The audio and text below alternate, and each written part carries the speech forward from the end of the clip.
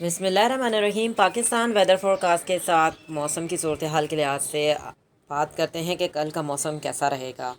पहले तो आज के मौसम के लिहाज से बात कर लेते हैं कि कराची में काफ़ी जो है वो तेज़ हवाएं चल रही हैं और काफ़ी ठंडी हवाएं चल रही हैं, और ये सिलसिला आज भी जारी रहा और ये सिलसिला कल भी जारी रहेगा। और बारिश का कोई इम्कान नहीं है सिंध में, कराची में, और ये जो बारिशें हैं ये मुल्क के बलाई इलाकों में होंगी।